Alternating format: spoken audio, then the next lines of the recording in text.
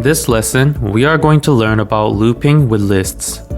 In the previous lesson, we talked about what lists are and how you can create and store values inside them.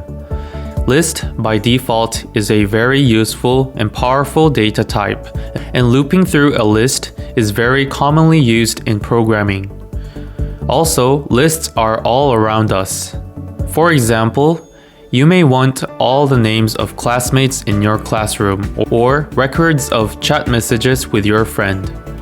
We will be looping through the list by using the for-in statements for each method and use the where type method for extra touch.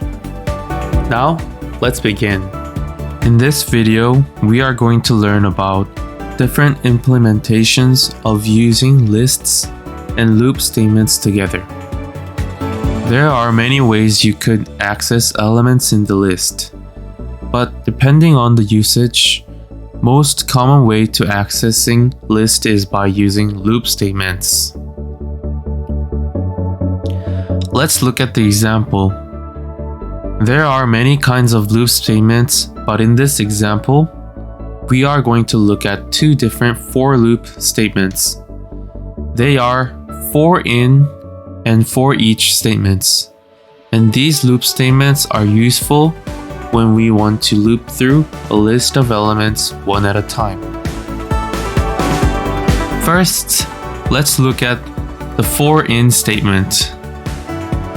The for in statement provides element or an object value in each iteration, and you can use break or continue and return statement inside it.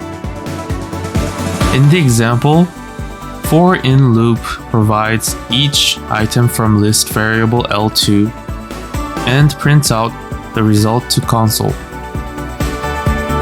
We can see that L2 is initialized with 4 different values.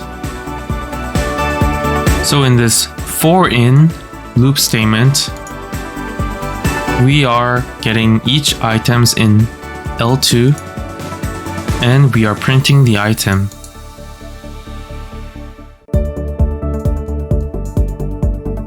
So, as you can see, 4, 5.7, hello, and true are printed.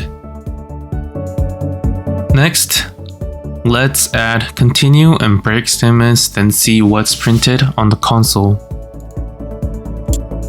Which items do you think will be printed if we add continue and break statements like this?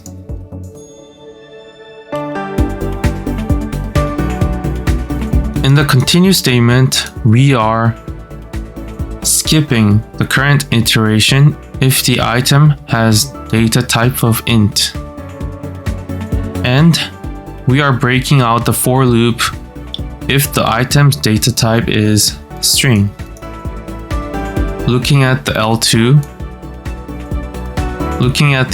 list, the first item is 4, so it's going to be skipped and move on to the next iteration.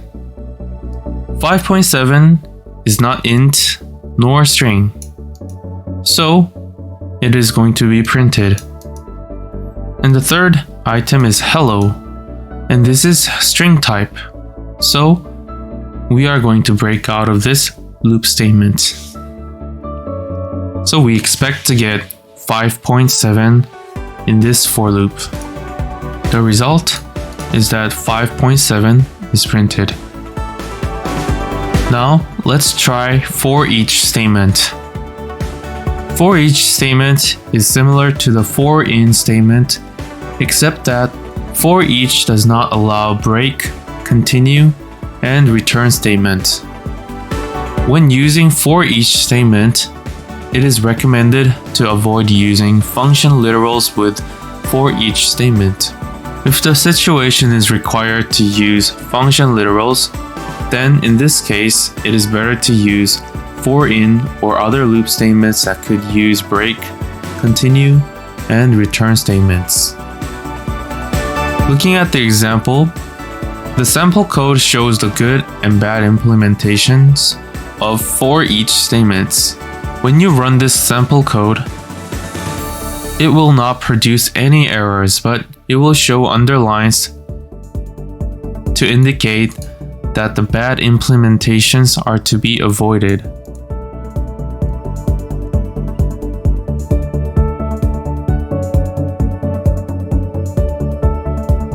So this warning says, avoid using for each with a function literal. In this example, this 3 lines of code and this 1 line of code is the same, but it is recommended to use print function in for each statement like this. If we are to use function literals, it is recommended to use for in statement. Also, in this case, we are using if statement inside the for loop. But if we are to use it like this, it is recommended to use other loop statements. If we use where type and double function, then it will only print the double values. So in the console, you can see that this output and this output are the same. Both of them are 4 and 5.7, which are double types. Now, try practice example for yourself in Dartpad or locally and see the different results and outputs. And that's it for this video. Thank you for watching and see you in the next video.